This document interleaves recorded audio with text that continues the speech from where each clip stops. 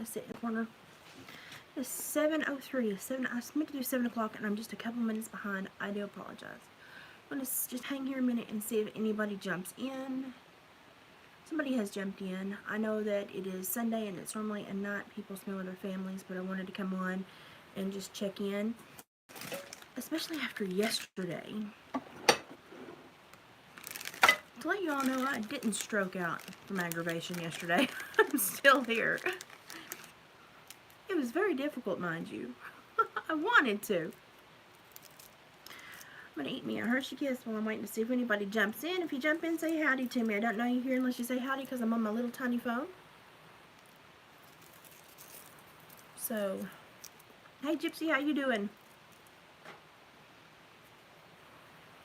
We're like at 6-7 inches of snow. This is our third snow where we've had 4 inches or more.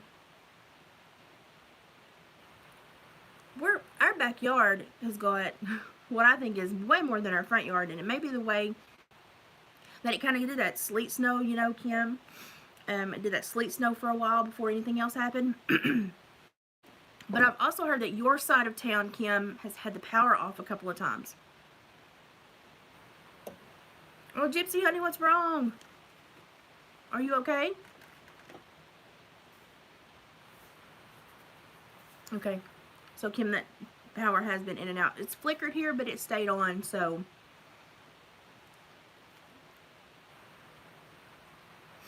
We went through a bunch of sleet snow, and it kind of packed it down harder, but. What's going on, Gypsy? Anything I can help you with? You know, you can always message me, too. I haven't been on the internet a lot today. I've kind of avoided people, to be quite honest. But if you need me, just let me know and I will check. Just tell me to check my messages and I will check. If anyone's never seen Kim in here before, Kim is actually my BFF from here in town. So, she's the person that if I go somewhere, I always take her.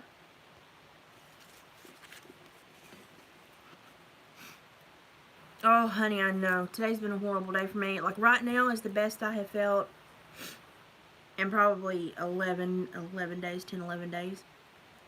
And it's been a rough day. Hi, Denise. It's been a rough day. Last night was probably one of the more painful nights of my existence. It just hit with the weather.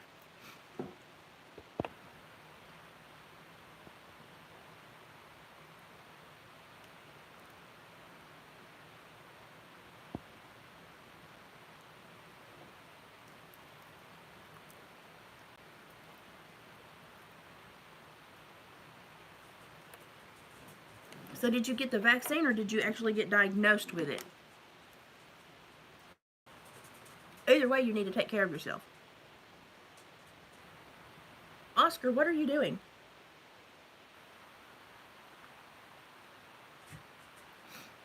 Oscar. My dog's going crazy. Whether you got the vaccine or the virus, you need to pay close attention to your body for the next few days because both are very rough on you. So please take care of yourself. My husband's coming in from working on the first day, but I wanted to come on here and show you something my mother made me for Christmas. My mother makes lots of... I dropped something. My mother makes lots of stuff. But this is... this is a Kleenex box cover. So you put your Kleenex box in there and Kleenexes come out through here. And she makes the long ones for the long boxes too. And me and my daughter-in-law like daisies, so she made 2 daisy patterns and we got to pick which one we wanted. And I picked the one that had the sea blue on it because I really like that color. And sometimes I use it as a punch color in the summertime. So my mother made me that. Isn't that pretty? She does some that actually have like added on butterflies that are also needle pointed. She does some that look like little tea kettles and or log cabins with chimneys, and that's where The Kleenexes come out. Well, Million Mile, at least you're not in the snow.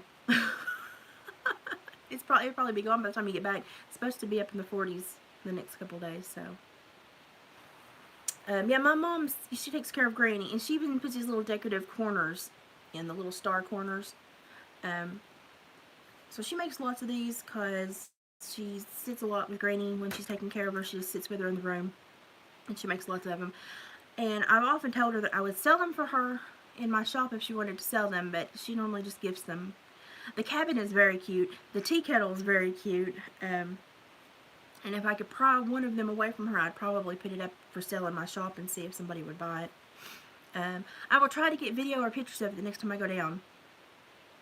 I don't always think about that when I'm down there. I enjoy looking at stuff, but I don't always think about, oh, I need to take video and share that, because most of the time I'm there to visit Granny and I'm busy with Granny. I also wanted to show you a couple of things that are my absolute favorite things. And this is actually something that Kim was with me when I bought. The snow is not unusual. It's just, what is this, like our third big snowstorm now? Is there a third snowstorm so far? In just like a few weeks? This reminds me of the snows that we had when I was a kid, that were like normal for this area, and then they stopped being normal about the time that I got to be about 20.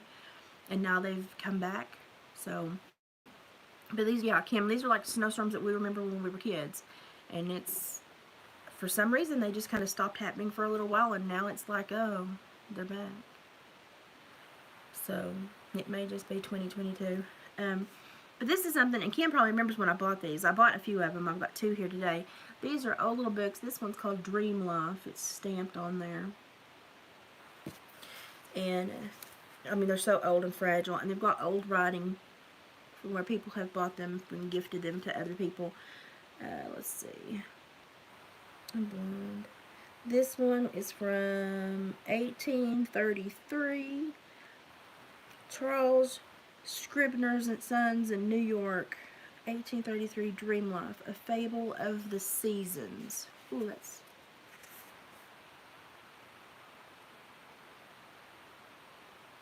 And these are those tiny little books, you know, with the little stories in them.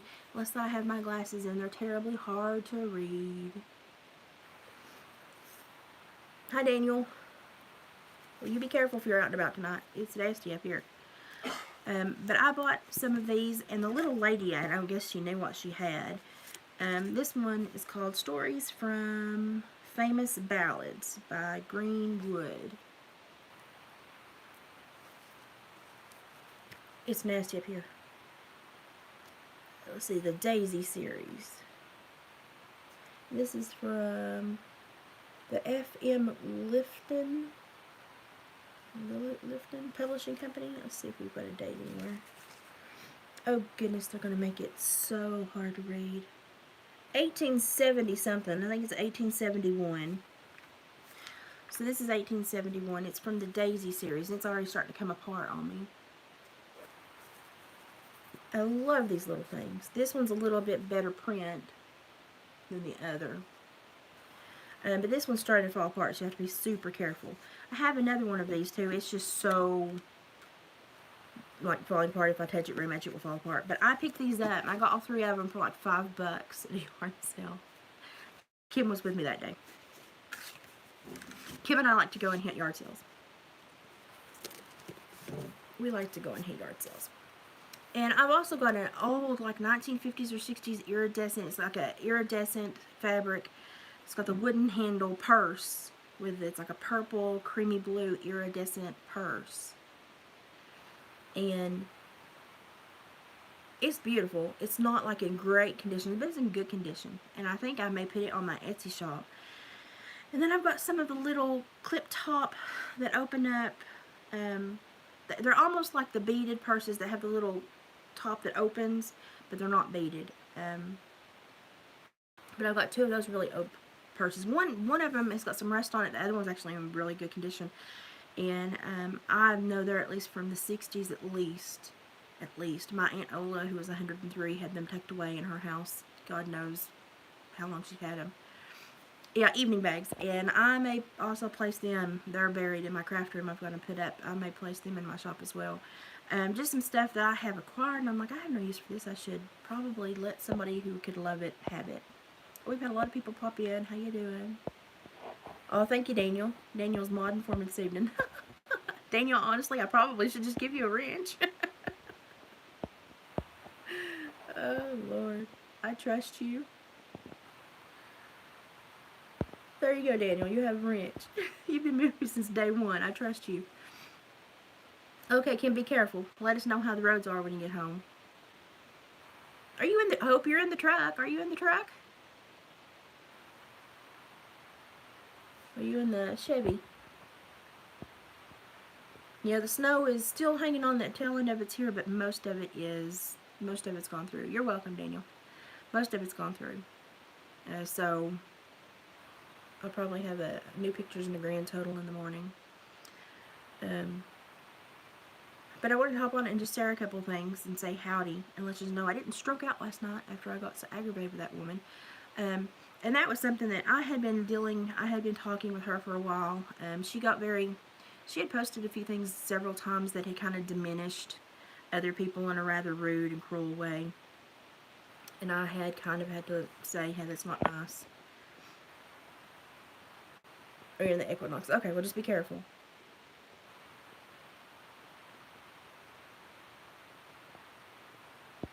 Oh, Denise. I've seen a few of those. And there's a few that still roam that get, in old antique shops and stuff, and they're beautiful. I would kill one if I ever tried to pack a wicker purse. I would kill it. But I think they're beautiful.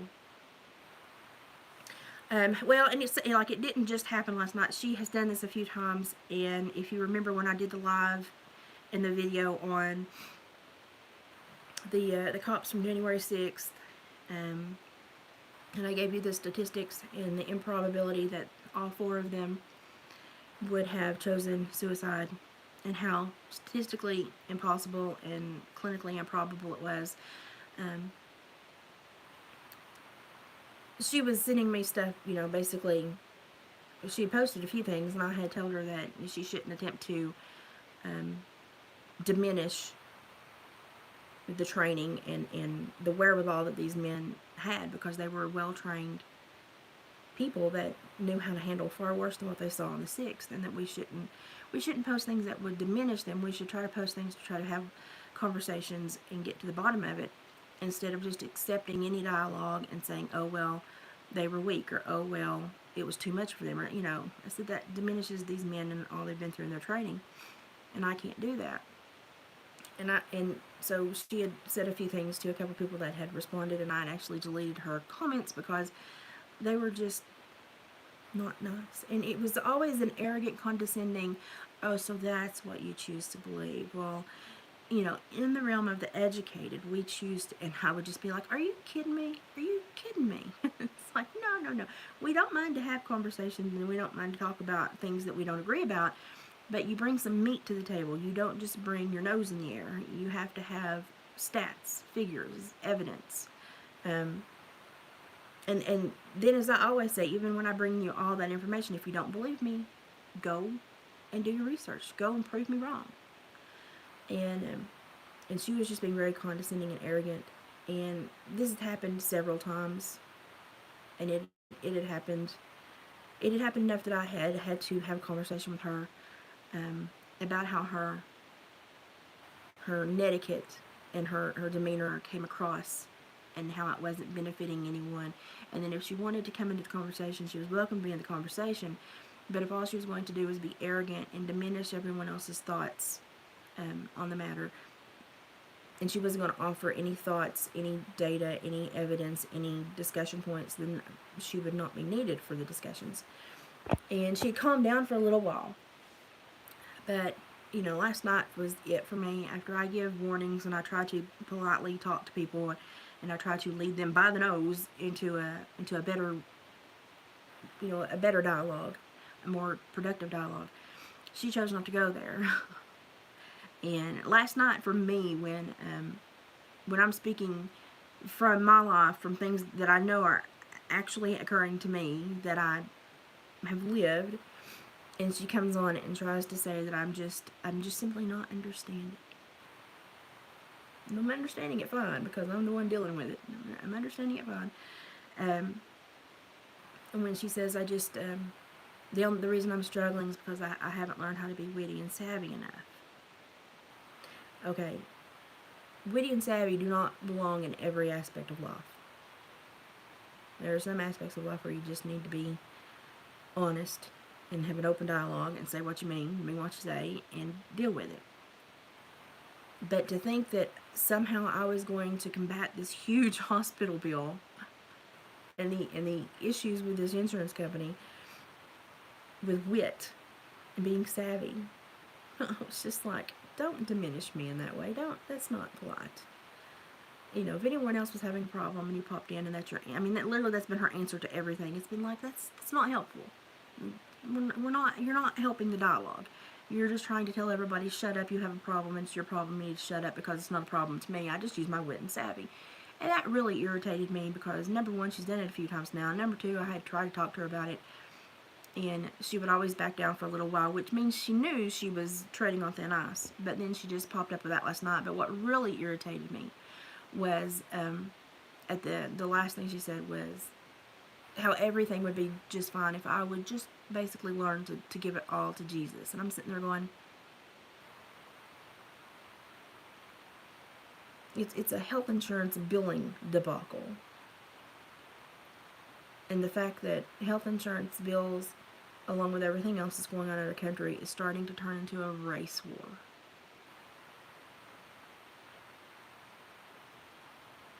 I'm not sure, how she thinks Jesus is going to snap his fingers and fix that, because if praying fixed it completely, it would already be taken care of. But and then she says something like, we're not the ones in power here, so you just need to learn. And I'm sitting here going, I don't know who read you the Bible, but Jesus put us in a position of dominion over the earth, and we are royally screwing it up. And so, and I'm really concerned with the way, I'm really concerned with the way our nation's going. The way our nation is going is so screwed up. We're going backwards. We're allowing people to have power that should honestly be careful picking their nose, because they're that inept at things. I'm afraid they'll hurt themselves. But y'all, in 7 states right now, if you go to get monoclonal antibodies,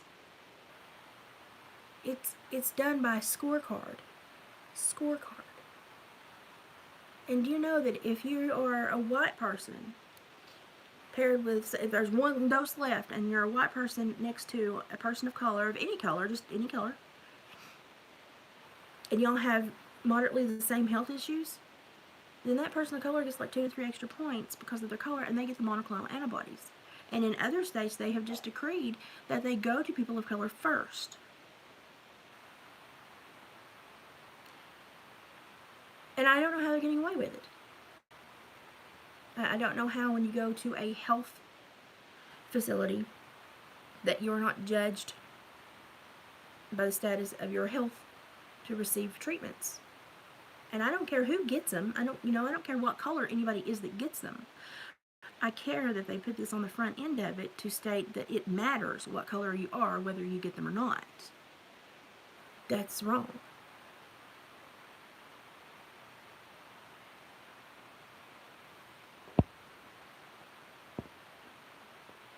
Annette, I was amazed when I called, and I've got to talk to the insurance company next week, and I really thought that I was, my mind wasn't just going to call and make sure all the separate little, the separate little places, the respiratory and x-ray and the radiologist and the ER doctor and the facility itself, make sure everybody got their bills in within the 120-day time lot, because we're running on the edge of it.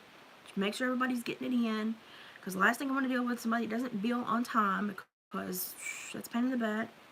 And so I thought I'll just call and make sure that they're on track, getting everything through, and see if they may have some options. And then I'll talk with my insurance next week and see if there are other options. I did not anticipate for the phone to be answered and me to say I need to speak to billing and get put to billing and then billing before they ever identified me, wanted to know. And it must have been just a form. They were reading from form because you could tell it was just repetitious in her memory. And I hear the click over, and I hear the voice start, and I think she's going to say hello, and I'm like fixing to introduce myself. And she's like, billing department, answer just a couple of quick questions for me, please. Are you a biracial person of color? And I was like, no. Are you here illegally by any chance? No. I'm legal and white. Like 90% of the people here in this area. And I said, why? Well, we have specific programs that help those people pay their bills, but sadly you will not be applicable for either of those. And I just hung up because I was fixing to go ballistic. I was fixing to just like, I knew not to engage. I knew it was just going to go south if I was just so mad. And I know that I've had people tell me if you go to the Department of Human Services right now, they've actually changed their application process to where the first questions you answer are about your race and your status. And I thought, really? Because it's in there anyway, why would they change the format? Well, because it carries more weight now. That's one of the most, prioritized things that they're focusing on. Yeah, there are a lot of programs going out there because governments, you just said landlord governments, are actually, they're getting them food aid, health insurance, and many times places to stay through programs that pay basically 100% of what's being paid. Because they're not applicable for Section 8 housing, but just wait, they will be soon. They're not applicable for Section 8 housing, so they're creating programs where they're paying for them to stay in rental properties. So yeah, and people, people are just like, oh, this is just what's going to happen. Well, it shouldn't be what happens. We should all be equal in this fight to live in this country. You should have to come across the border legally.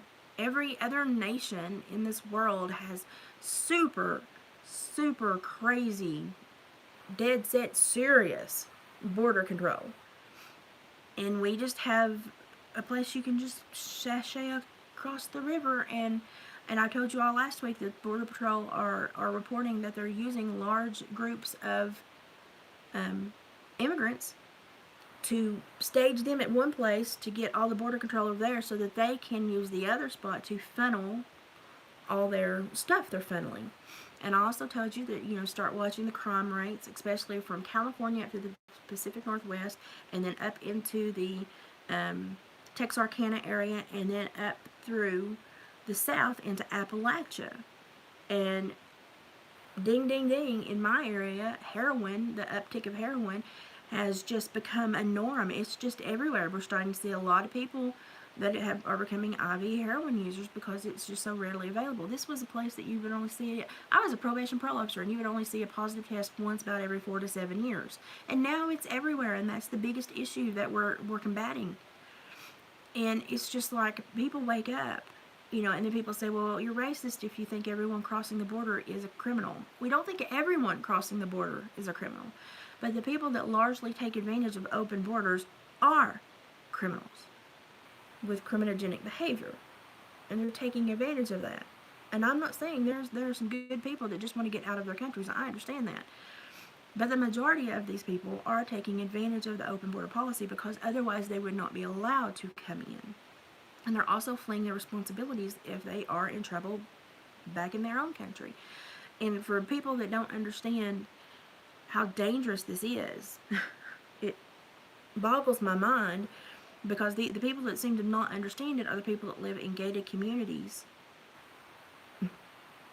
with security posts and don't want anyone in or near their home, but they want our borders wide open for just God knows who to walk across. But we're getting enough of them pumped into our population. I think it was in all of 2020, I think it was like 69,000. I posted the stats, but it was like under 100,000 got through border control in 2019. All of 2019.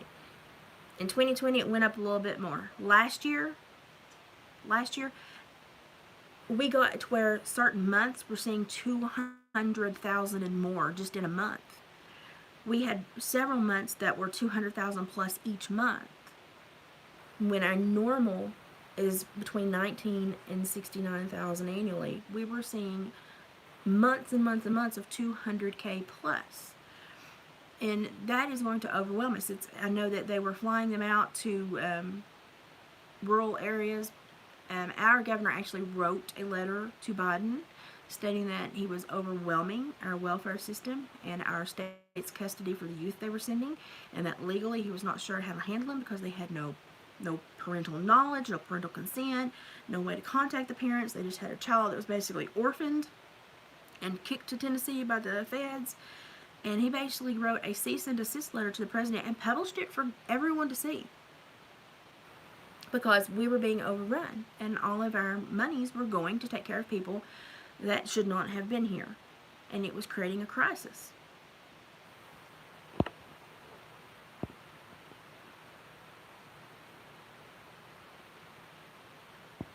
Annette, yeah, the snow has really knocked me out. Like, I've slept the majority of today. Last night was a really bad night. Right before weather systems hit, I hurt the worst. Like, it builds up, and then when they hit, it normally fades back out. So that's kind of how I do. And yeah, if there's stress in there on top of that, I'm screwed. But yeah, last night was probably one of the roughest nights I've had in a long time. To the point my husband had to get up with me once and help me put lidoderm patches on my arm, and we had to cut a tube sock to make a sleeve over it so that they wouldn't stick to everything and come off of me. So we were up trying to create some kind of crafty lidocaine patch holder at, like, what time was it? Like 3 a.m., 4 a.m.?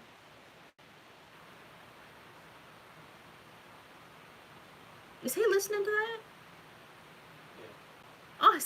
Oscar was listening. David turned on music and Oscar was just intently listening to it. He's all excited about that. That's weird. You're being a funny dog tonight, Oscar. But yeah, my health has been very super sensitive the last little bit, and I was really afraid that this was going to put me straight into another flare like the one I just came out of, which was where y'all lost me for about a week.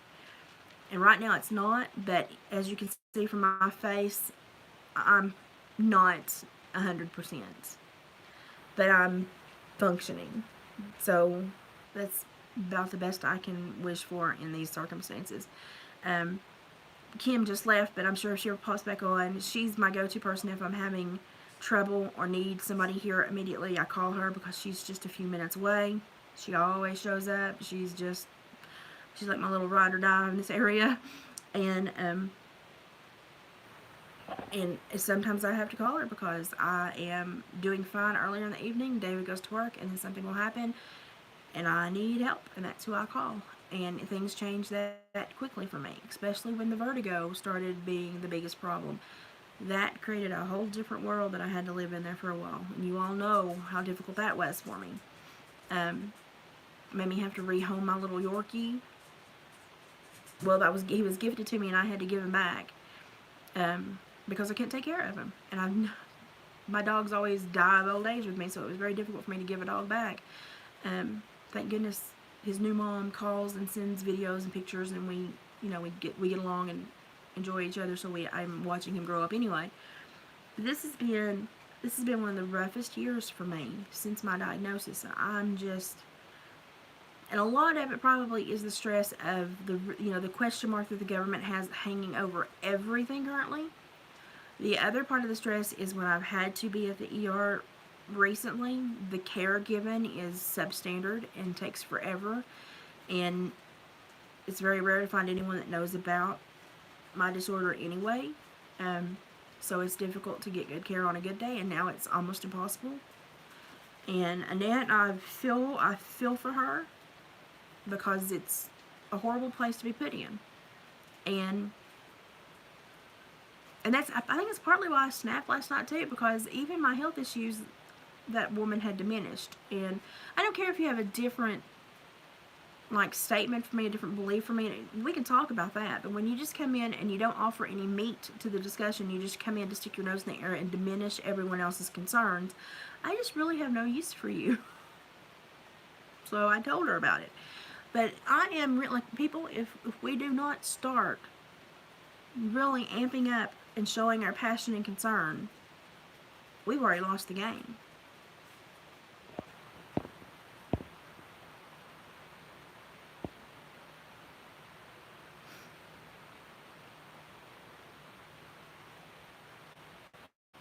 I know, Dusty Blue, I saw that, and I thought, why? Okay, if he's using their words, if he's overstepped his bounds, and it's not legal to impose this on the American citizens, then it should be illegal to impose it on anyone in this nation, no matter what their work status.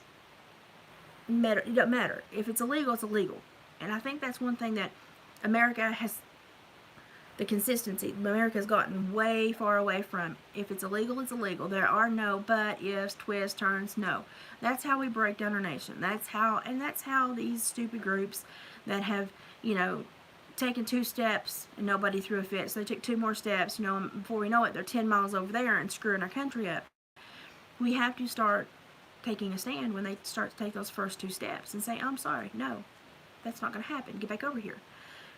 We have got to say our Constitution stands, and it stands as it's written, because if you start to scratch it and break it down, it all falls. The one thing that you can do, even if you're like me in a podunk town, is you can start calling every representative and senator, every congresswoman, every congressman. Their numbers are published. You can call and you can let them know, that kind of like the vibe in your area. You can let them know that you're disgusted with what you're seeing. And I'm not saying call and cuss them out like many people do, or say nasty things, but just call and say, listen, as an American citizen, what I'm seeing is making me absolutely unhappy, absolutely doubt the ability of you guys to be in leadership roles, because the Constitution I read is not being upheld. And if they're able to break that down so easily, what comes next? What comes next? Because if we start tearing our nation apart, it's gonna fall real quick. There's not gonna be a slow demise. It's gonna fall real quick. And if you start over, they hate phone calls because they have to listen to the whole thing before they can erase it. You can't just let 2 words come out and erase. You have to listen to the whole thing before you can erase it. And so they hate. But it makes them understand how people are feeling and what the vibe is in those areas. And it makes them aware. So they get pressure there in Congress and they think, oh my God, that's the vibe. Oh my God, that's not the vibe. The vibe should come from the people. The people need to be calling. All their numbers are published. You can call and leave a voicemail. You can actually call and speak to some of them if you can catch them at times. But you can call and leave a voicemail and it's like a 3-minute message. And let them know that they're not in this glass bubble in Washington making rules for this whole nation that they've forgotten exists. Remind them that we exist, and remind them that we're upset and that this is not the way this is supposed to go. And last time I checked, I paid your bills. So I think you need to be listening to me and not Pelosi. We need to find someone to rally the cause about the way that they misuse the stock program, like that stock law they passed a little while ago. They're manipulating it so that they can make big money in the stock market, even though it's illegal for all the normal people, even Martha Stewart. They're using it to gain money. That's why we've got millionaires and billionaires on people that are supposed to make $170K a year. It's not possible. They're misusing their placement. We need to have more restrictions on them so that when they go there, they don't put their hand in the candy jar or the cookie jar and forget that it's the real people that live real lives that they're there to represent. Legal aid's a really good place. Some communities actually have little, not like legal aid communities, but little like accountability communities, and that actually only do these things, that only create, is instead of like a campaign headquarters, it's like a what they're doing. It's like an anti-campaign headquarters. It's what they're doing to screw us up and make us mad. And they only facilitate and create. It's like a campaign, but they create people to do separate jobs. But it's to call, notify, leave voicemails, and basically to hit them from all fronts to say, hey, we're not happy. We're not happy. We're upset. This needs to change. You're not representing the majority. The majority are the good people. that do not want this to happen. Like, I read, oh gosh, I'll have to find it. Shoot, I should have wrote it down. It was late last night when I saw it. There's a statistician that's going back over all of the election, and where certain counties and states were saying, well, he got 81 million votes in 3 counties and 4 counties, and there like been counties that have been praised or spoken about every year in every election. I don't think they're like the bellwether counties, but they're just very important counties. Well, this guy thought, why do they always talk about that? So he went back. It's okay, Gypsy. He went back and he started looking.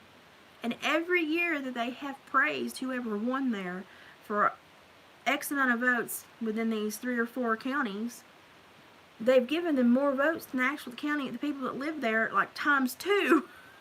So he's like, tell me again how they got this many votes in this small population, really? And it's grown every year. And so Obama had the same mass reporting, and then Trump did not. But then Biden had like twice what should have been possible.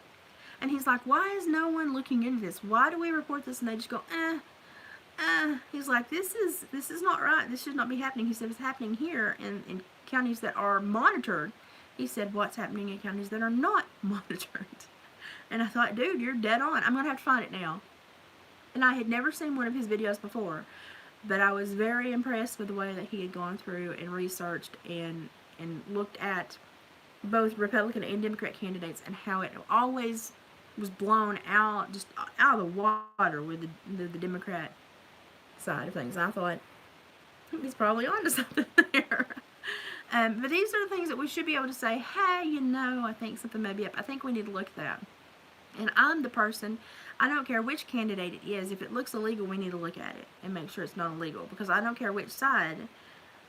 If you're doing something illegal, you need not be doing it. We need to fix that.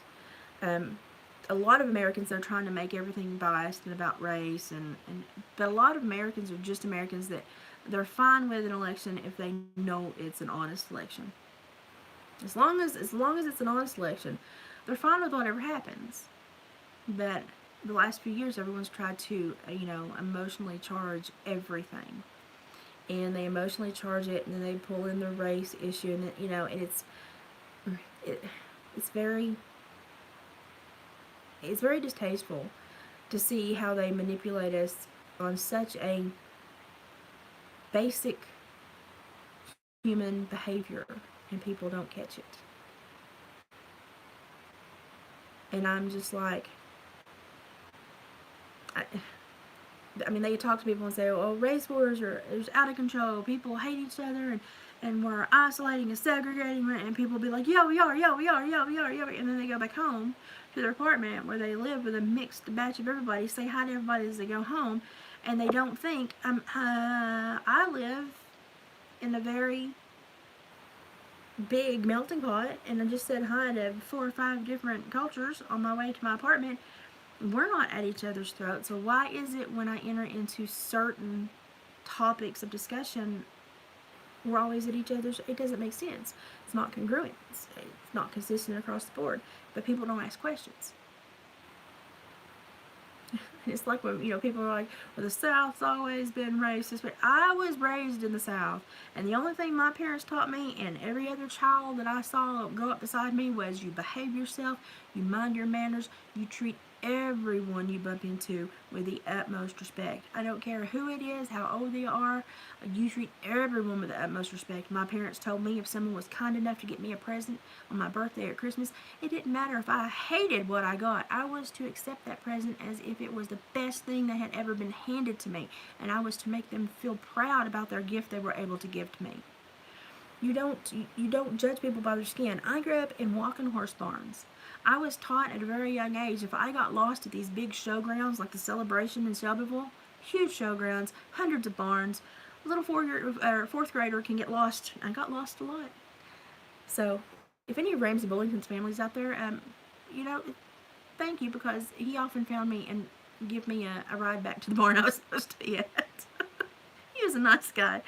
But I was taught at a very young age because, you know, at all these big barns they had grooms, and it was almost a split of black and white. And my dad was the blacksmith, the farrier, and he worked hand in hand with all the grooms. And I was there with all the little lower level grooms and my dad and everybody. And so I got to know people from, oh gosh, from Jamaica, from Haiti, from Africa. I mean, everywhere. I was just a little girl.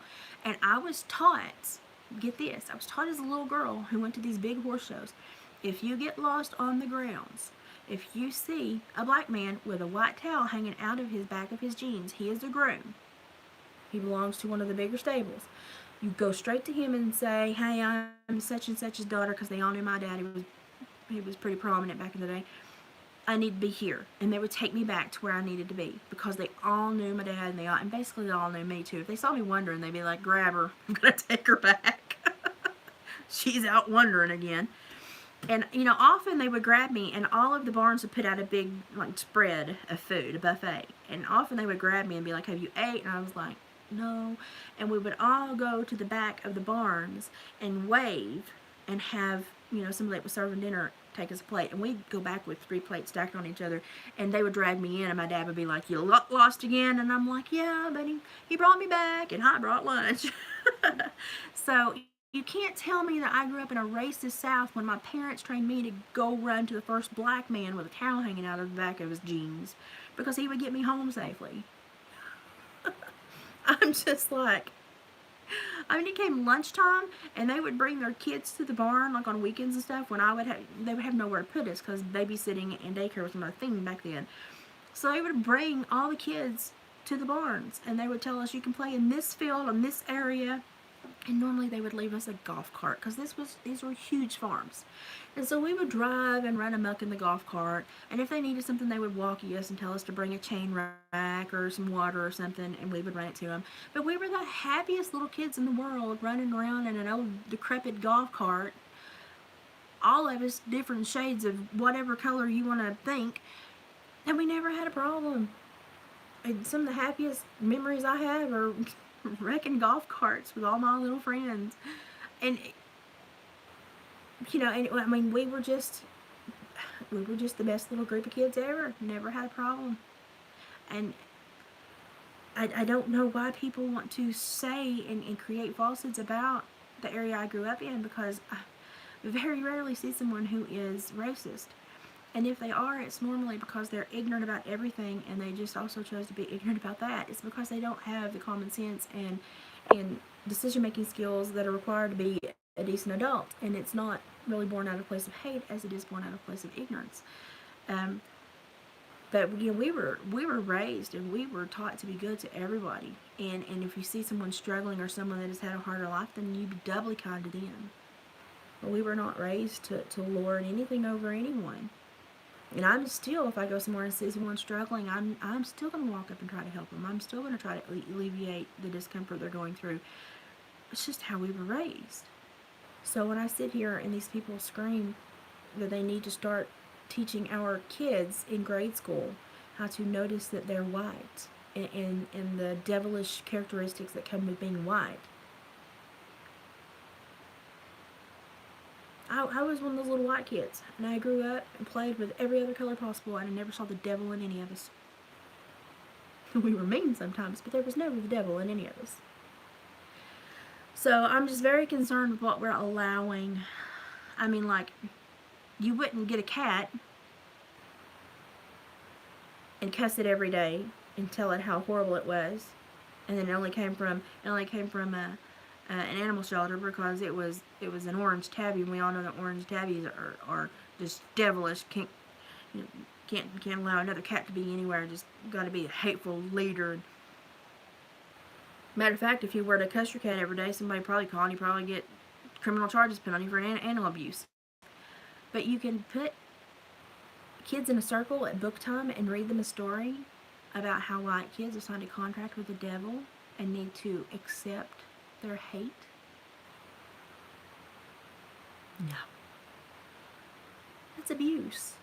That's abuse and racism and a whole bunch of other stuff rolled into one. But people are reading these books to our kids. You know, and they say, oh, it's a book. It's to be interpreted. Well, when you're that young and that book is being read to you, there's very little room for interpretation. So, you know, at that age, and at that age, when you're 5 to 7, you're just starting to learn spatial awareness within society. That's a that's a bad age to start teaching kids to hate themselves, because it will stick hard, and it will integrate into everything that they think about themselves. So there we have real problems, and we're not addressing them, we're not dealing with them, and then when we try to deal with them, you know, everybody tries to be, oh, you know, stick that nose up. Well, I just think you don't understand what's going on in the world. No, I think I do understand. Well, you've just got problems because you've not learned how to be witty enough to solve them. For sure, wit don't have nothing to do with this. It don't at all. What it is if we are divided, we are less of a problem. If they throw out wedge issues that puts us into groups, into sects, we are less of a problem. Break up your enemy from one giant army to small armies, and you can take them out one by one. The only thing I will say is we got to be kind of stupid at times, because we're letting them get away with it. So when CNN tries to throw a BLM, or, you know, a positive thing about BLM, I'm just kind of like, why are we doing this? Well, then, you know, in the next couple of days they'll run something negative about white people from certain areas of the world. Pay attention. Start watching what they're saying. Start watching the words. Word choice is one of the most important things right now. Word choice is the most important thing right now. Start paying attention to how CNN says it. That they will not actually say something that would be untrue, but they will use word linkage to where your brain will link them together, and you will create the byline on your own. So be very aware of vocabulary and the words they're using and the way they're using them. So we've got to be aware, and we've got to start to talk about this. And to me, when people come on and they think they want to join a conversation, they offer nothing, I don't have time for you right now. There's too much at stake with our nation, and with beautiful people everywhere are losing what they've lived and earned their entire life, their places in their communities and society, all over people like Joy Reid and Don Lemon and Brian Stetler getting up there and saying falsehoods and half-truths and just leading people emotionally by the nose. And we need to handle it. We need to talk about it. We need to have honest conversations. We all need to be talking about it. Whether we agree or not, it needs to be the biggest discussion happening in our nation right now. Everyone needs to be on point, eyes wide open, watching. Because when people start to try to take you apart, take your life and your livelihood and your culture apart, sit back and watch them for a while. And you'll learn what they're up to and what their weaknesses are. And the biggest weakness that I feel that, and people may get mad at me and say I'm a racist right now, but the biggest weakness I see in the black community, and I have lots of black friends, and I love them. I had one pass away last year, and I broke my heart because she was just so wise. The biggest issue I see in that community right now is that they've been overcompensated for self-worth, where people thought they did not have self-worth, and they did. Their homes and their communities and their families back in the 50s and 60s, there was a lot of self-worth there. They were raised just like any other family.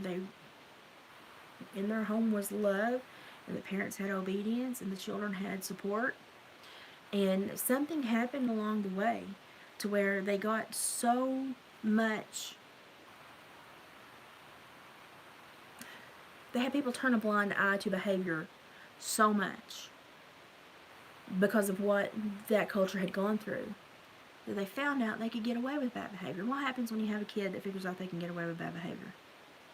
Well, you got a fight on your hands, right? That is a kid that's going to have some problems in life, because once they learn that little trick, it's very hard to retrain them that they need to abide by any law, any rule, any good rule, golden rule, anything. And I think they got we all over, yeah, we got spoiled. We all overcompensated and looked the other way, thinking that they just needed to process through some emotions. And instead of processing through emotions and finding their own self-worth, they looked at everyone else down their nose and designated themselves as something more. Not all, and most of them are just like me and you, but a very select few started to demand even some of the craziest things, that they were the blood of kings and a whole thing about melanin, and Nick Cannon got in on it for a while, and like, I was like, oh Lord. But when you start to have those lofty ideas about your culture, and you start to equivocate yourself with kings and saviors of the world, and you got to be careful. That's very dangerous ground, because that's when you start stepping into the not possible side of your brain and living in the unreal fantasy side, and you can't function in society and live in that world. It creates a disconnect. Oh, Kim just let me know she's home safe. Good. And so there was a disconnect between them and society. Not all, many are just like, everybody else. We're all in this together. But there's a select few of every culture that does this. But predominantly what we've seen in the last couple of years is that culture, and what that over allowance, what that overcompensation, what that turning the blind eye because nobody wanted to be seen as giving them any grief. What it did was create that little kid that got away with one thing, then he got away with two things, then he got away with everything. And it's very hard to rein that in, especially when you have a very unnatural and bloated view of yourself sometimes. And like I'm saying, then we have these people in every culture, but predominantly the last couple of years, what we've seen is this culture in the main front. But I will tell you that culture in the main front is only in the forefront because of the other cultures that are wanting to misuse their poor behavior. So we've got other people behind them that are pushing this process, that are pushing these people to, demand this, go after that, take that out, burn this down, but if you look at the people funding and behind it, you're going to see some very odd people in the game. And you can start seeing who is funding these things, who is creating these things. And so you start to say, well, maybe it's not as much of a cultural issue as the people themselves are led to believe that they're regaining something that their culture has lost. They're on this epiphany and this voyage of freedom and learning. And they're not. They're being funded by people that just want to use them to break down the gates so that they can then revel in the destruction. It's just they're just too sorry to do it themselves, so they hijack someone else to do it for them. So sadly, the blindness that they've had because of everything they've been through, and how easily it is to kind of sway them because of everything they've been through, it's been manipulated and hijacked by some of the worst people in the world. And so if you start looking at the funding and the people that are actually behind this, you're going to start seeing some very evil people, some very evil groups from all across the world.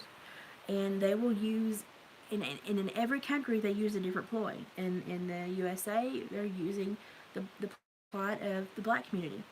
In Kazakhstan, they're using the plot of the lower class and the gas prices and just the general upset.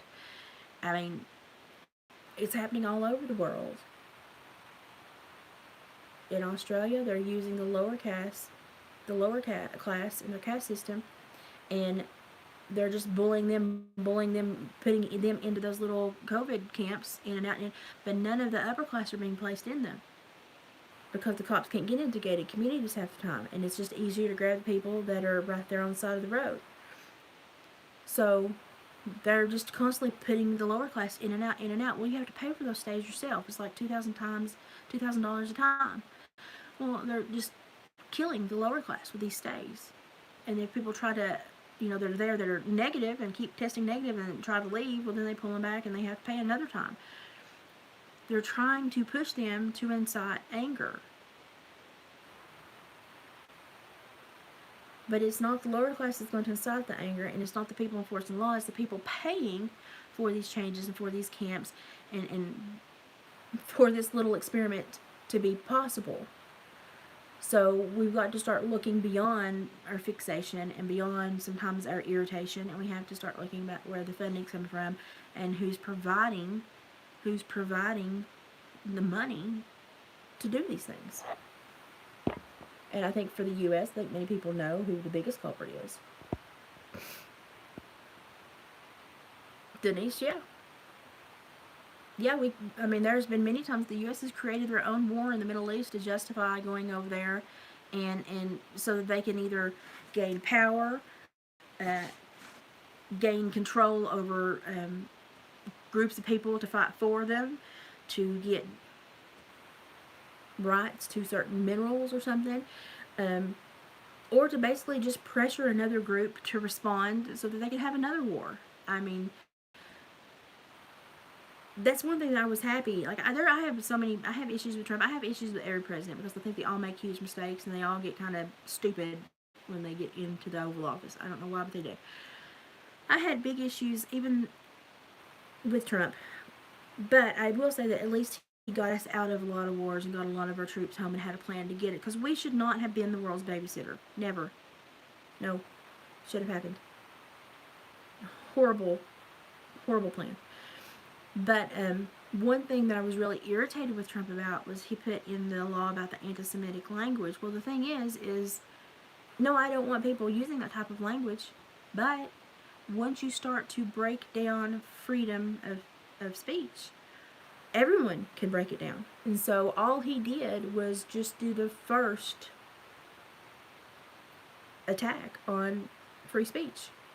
And since he was able to put that one there, wait, when someone else is in power and has half a brain, unlike the current guy, they're going to do the same thing, and they're going to break it down even further. And so pretty soon, freedom of speech will look a lot like the right to bear arms. It will have so many federal and state level twists, turns, and limitations that you really won't have freedom of speech anymore. So I was very irritated to see that happen. There are certain things, once you start to infringe upon them, they lose all meaning completely. All meaning completely.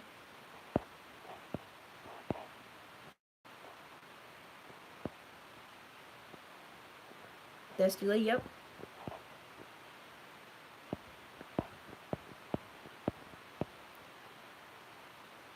Yep, the welfare system, and I have a lot of just irritation in my heart for the welfare system and the game they played on people, taking pictures of Appalachia and the coal miners and the workers and saying they were doing this to benefit the coal miners and the workers, and what they were actually doing was getting government money into the hills so they could really take over the coal mines, take over the living, take over the money those people had, the lifestyle, and basically own the mountains top to bottom and own the people there too. So the welfare system ruined Appalachia. It ruined Appalachia because it took people that could create a good life in the coal mines, and it put so many restrictions on the coal mines that they couldn't employ a lot of people, or they could only employ them at a lesser rate. Well, then people were making less money. Well, then people couldn't make ends meet, couldn't feed their kids. Well, here comes the government going, that's okay, we'll save you after we screwed up the first thing. We'll save you, and they start handing out monies. Well, now that they're handing out money, they're handing out like food stamps and stuff, the coal mines get mad, and they go even more. They lean even harder into like the store script and not paying people, but paying people in script. So they had to pay it back to the mine and the rental property that they had that the mine owned, or they had to pay the store back that they bought some groceries from. And it got everybody tied into a circle of who owed who, what piece of paper that was signed by who, but money was not really used to pay people anymore, and people couldn't make money. Jobs were limited to government contracts, and government contracts meant that people had to be on welfare because government contracts petered out halfway through the year. The mines were under control by the government. The mountains were depleted. People were worked, but worked in such a cycle as they never made money, so they always needed to be on welfare, and therefore they never lost their working hands because people couldn't afford to leave Appalachia.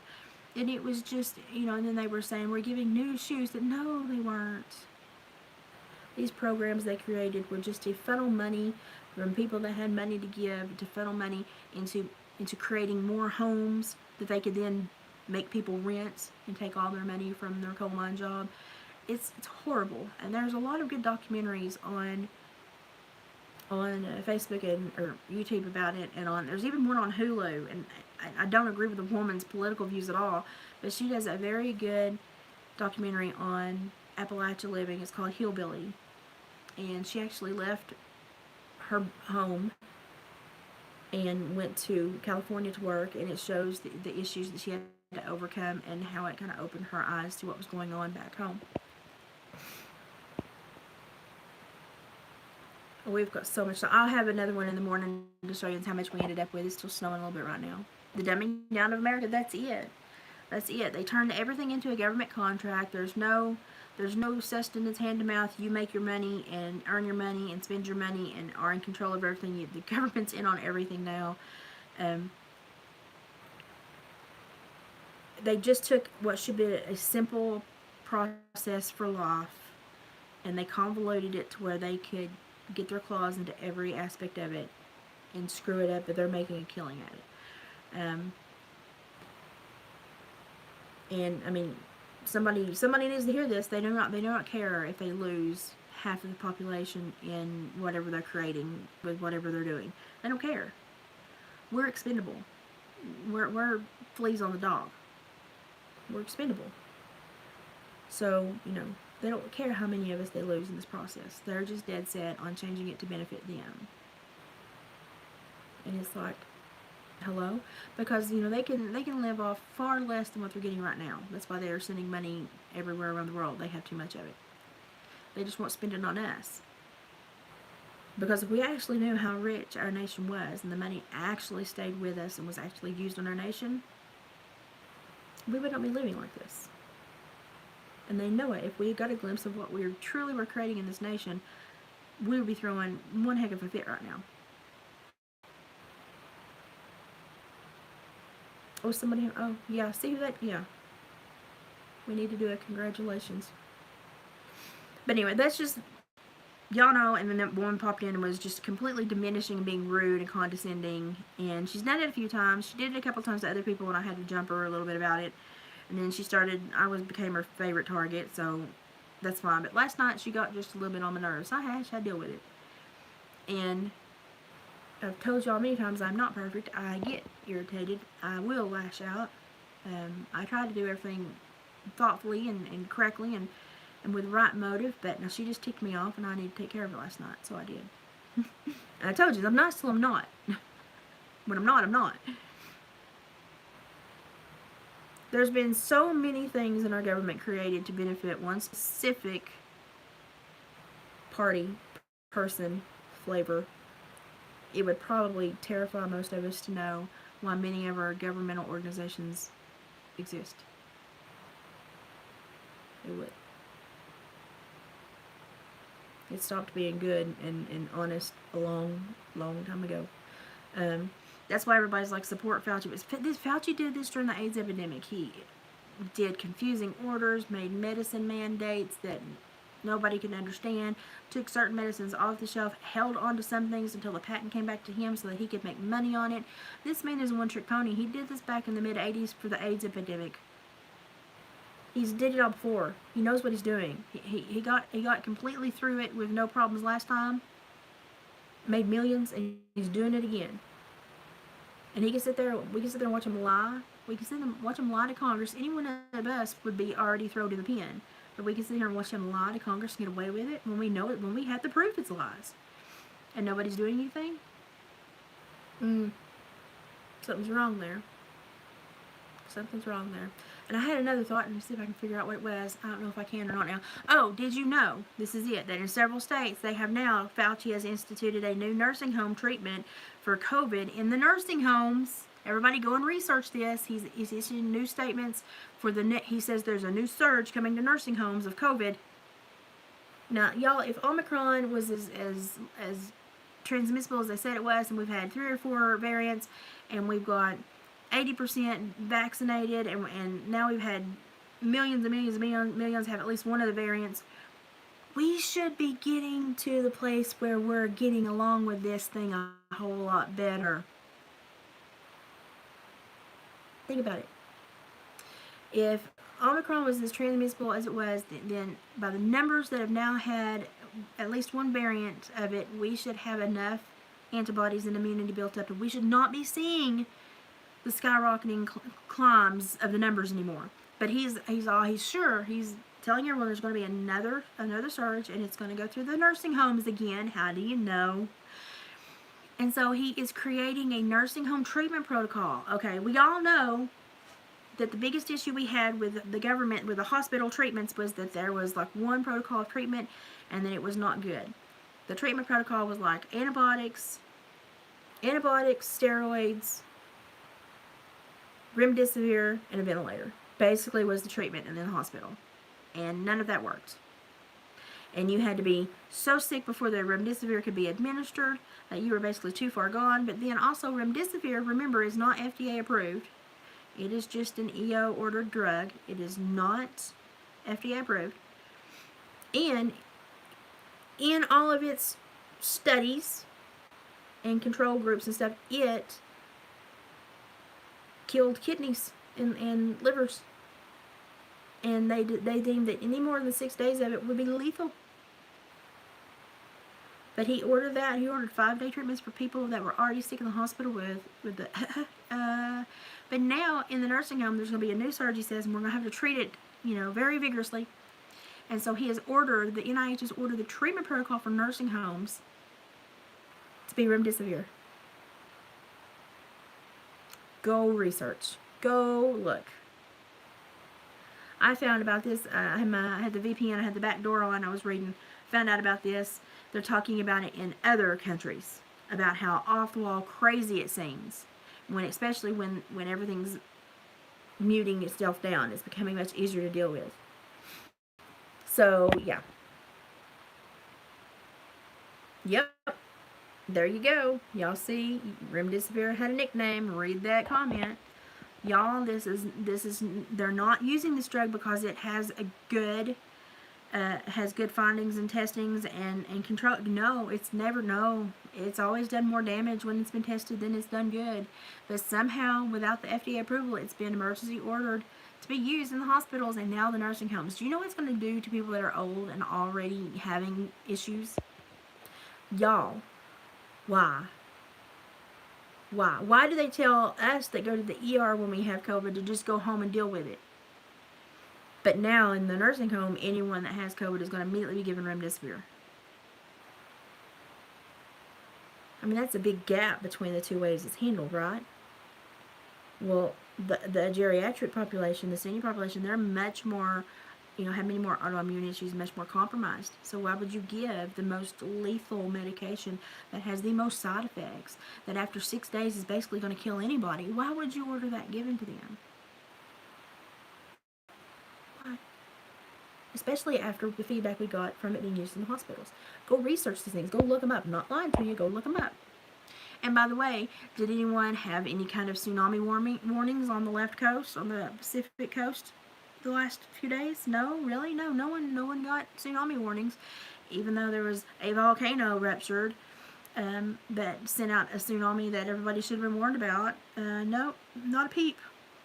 The only reason I knew about it was because I watched Dutch Sense on YouTube, and he was like, holy crap, there's going to be a tsunami. And I was like, really? All the YouTube channels and all the geological programs and study groups, tsunami, not a peep from our government. And our government's first priority is to keep its people safe. First priority is to keep its people safe. What the crap are they doing, people? Not what they're supposed to be doing.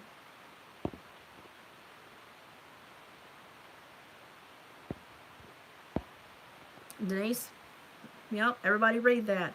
Y'all, I hate to say it, but whatever benefit they think is in that thing, it ain't. It ain't. I've got a friend, every time she's gotten her GB jab, she gets sick.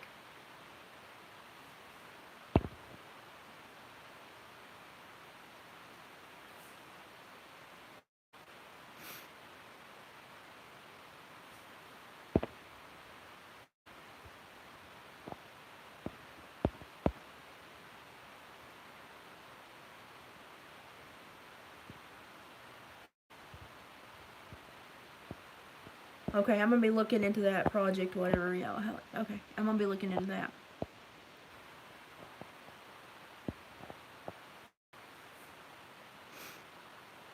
Yep. See, y'all, I'm not making this up. I've lost several friends. I've seen a lot of people lose a lot of friends, and it's all been because of something that could have been completely avoided.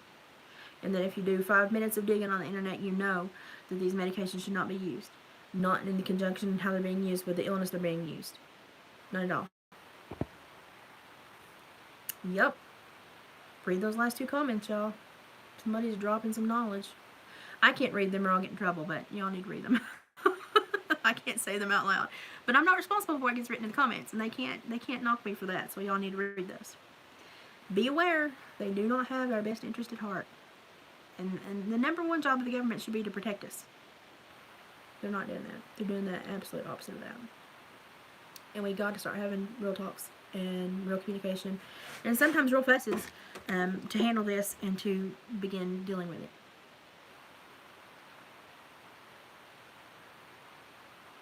Oh, do y'all watch Dutch Sense too? I love Dutch Sense. And then there's Monkey Ranch that watches the people that fly all over the U.S. and he can see how many like Army, Navy, and then personal, private jets are up. It's amazing. Katrina, did you actually get a notification for the tsunami? I've had no one tell me they got it, and it freaks them out because they were like, we should have been told.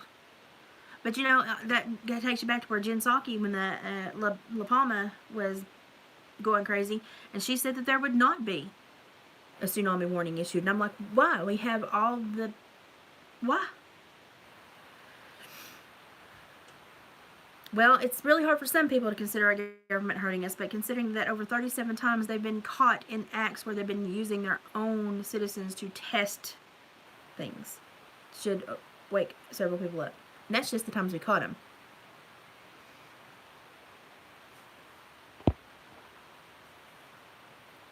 Dusty, because they're paying people. It's you know, when you take your cows to slaughter, somebody pays you. They pay you for offloading the cattle. They pay somebody for spraying the cattle down and disinfecting them. They pay somebody for actually doing the deed. They pay somebody for caping them out. They pay another person for butchering and processing them. Everybody got a penny. And if you look at the way the hospital breakdown happened and the notifications and the payments occurred, you will see that they also got their pennies. And I have something saved that I've been working on, and I'll try to get it done the next couple of days, and it will show how this was just a created circle to pay people to disappear people.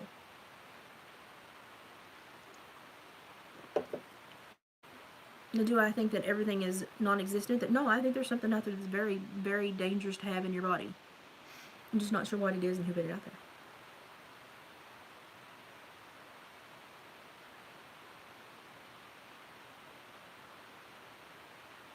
Yep. You know, people that's had COVID or had the jippy jabs cannot give plasma anymore because something's wrong with the blood now. So plasma banks are going to dry up, don't you think? I love Dutch Sense. Yeah, you know, and y'all, I'm telling you, if you have time, watch Montagraph. Montagraph. Montagraph. The first couple times you watch him, you'll think that this man is wicked sick in the head. Wait, give him time. Because basically everything he says has come true. And I'm sitting here going, I'm going to listen to the man. I don't know what he's doing, but he's getting it right. Because I thought he was crazy, and I just was watching him for entertainment. And then after a few months, I realized, he got all that right, so I started paying attention. And he's batting about 1,000, honestly. He's doing really well.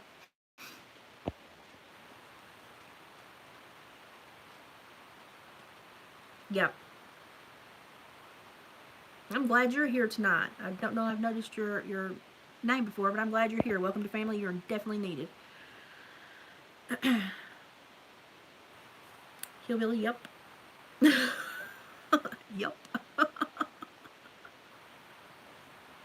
Monty is great. Monty is awesome.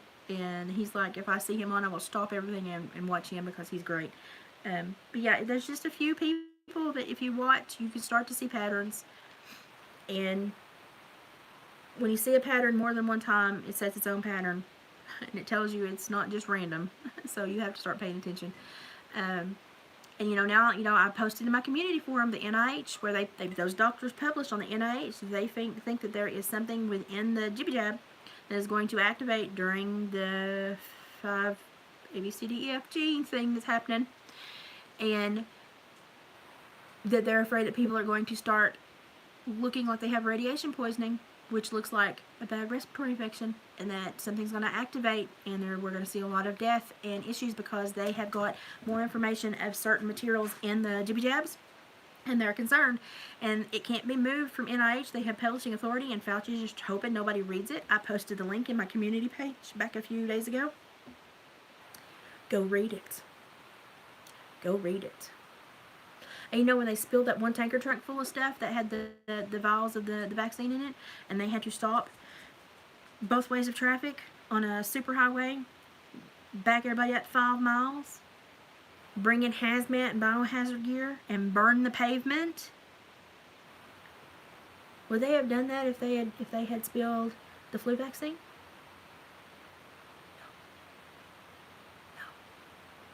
So, but we're not allowed to ask questions, or those of us that do ask questions, we're met with the disdain and the arrogance, or they're a lunatic. We're not. We can see, as much as happened last few years, we're not lunatics.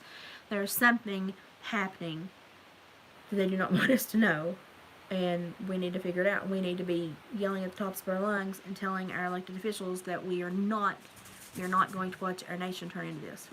But well, I'm going to go because I've got some stuff I've got to do since I'm actually upright and functioning. Yep. Whoever you are, you please stick around and email me. There's my email. Email me so that we can talk. We have things we need to talk about.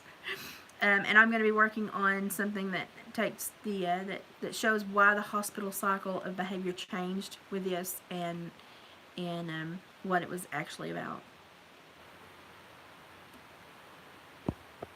So I'm going to be getting to know this person. I want you to email me, and we're going to have some conversations.